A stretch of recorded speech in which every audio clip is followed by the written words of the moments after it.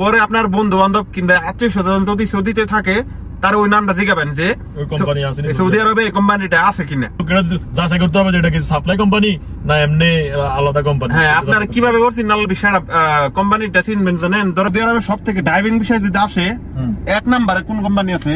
আসসালামু আলাইকুম গাইস, কি অবস্থা সবার? আশা করি সবাই ভালো আছেন। আপনারা একটু বেশিরভাগ পড়াশোনা করেন, সেটা হচ্ছে সৌদি আরবে কোন কোন কোম্পানিতে ড্রাইভিং বিষয়ে যাওয়া যায় এবং কি আসা যায়।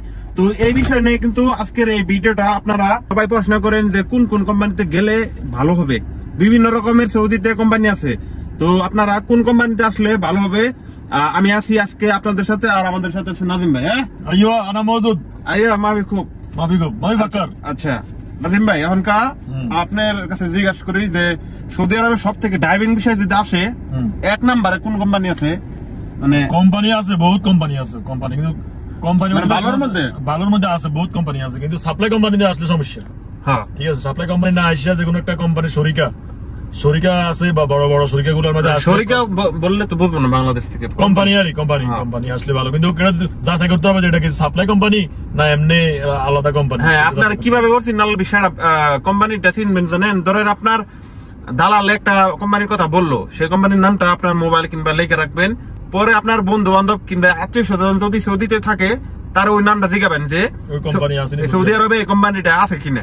পরে যদি বলে যে না এই কোম্পানিটা আছে, তাহলে আপনি কি করবেন? ওই বিষয়ে আসতে পারবেন।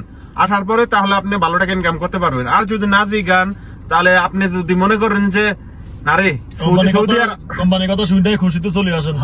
এটাই তো, মানে কোম্পানির কথা দালালের কথা শুই নাই, খুশি হয়ে আছে হে সৌদি আরব গেছি গেলে একটু টাকা কামাইতে পারবো, মানে এরকম যদি পাবেন তাহলে বল ভাই। ঠিক আছে, ভাইবা চিন্তা আহেন, আওয়ার পরে কিন্তু পরিবর্তন করা যায় না, খুবই কষ্ট হয়। ঠিক আছে, তো আপনারা বেশি বেশি করে ই করবেন। ভাই আপনারা সব কোম্পানিতে আসেন, সাপ্লাই কোম্পানিতে আসেন না, কারণ সাপ্লাই কোম্পানিতে আসলে আপনার 3 মাসের বেতন এরা আটকে রাখবো, 1 মাসের বেতন দিব। টোটাল 4 মাস কাম করলে 1 মাসের বেতন দিব, 1 মাসের বেতন দিব। এরপরে আপনার ঠিকমতো আকামা দিত না, ঠিকমতো খাওয়া দিত না, ঠিকমতো রুম দিত না। আমি কই ভাই, আমি না ভাই খারাপ, আমি সাপ্লাই কোম্পানিতে আইছিলাম, বিশ্বাস করবেন না, আইছিলাম হলো আমার কইছিল ড্রাইভিং বিষয়, আইনা দিছে হইছে লেবার বিষয়, যে ক্লিনার বিষয়। ঠিক আছে, তারপর ওইখান থেকে আমি ড্রাইভিং লাইসেন্স বানাই, তারপরে অন্য একটা কোম্পানি পাল্টাইছি। তারপর আল্লাহর রহমতে যে গাড়ি চালাইতে পারি, এই যে দেখেন। তো এরকম ভুল করবেন না, একবার আসার পরে একটা কোম্পানি পাল্টানো খুবই কষ্ট হয়ে যায়। ঠিক আছে, এইরকম ভুল করেন না। তো সৌদি আরবে আমার আগে সবকিছু ঠিকঠাক করে তারপর আসবেন। হ্যাঁ, অবশ্যই অবশ্যই। আর বেশি বেশি ভিডিওটা শেয়ার করে দিবেন। যদি আর এরকম ভিডিও যদি পেতে চান, আরো চ্যানেলটাকে কিন্তু সাবস্ক্রাইব করতে হইব, ফেসবুকটাকে ফলো করতে হইব। ঠিক আছে, আর বেশি বেশি কমেন্ট করবেন কি নিয়ে আপনারা ভিডিও চান। এই কমেন্ট আপনারা করছিলেন, এই কমেন্টটা নিয়ে আপনারা আমরা ভিডিওটা তৈরি করছি। ঠিক আছে, কি করেন নাজিম ভাই? ভিডিওটা বেশি বেশি লাইক করতে হইব, লাইক করবেন, শেয়ার করবেন। হ্যাঁ, তাহলে আরো মানুষ জানতে পারবো। তাহলে আমরা বেশি বেশি ভিডিও দিব। কি করেন? ওকে, আল্লাহ হাফেজ। ওকে, আল্লাহ হাফেজ। Bye bye, tata.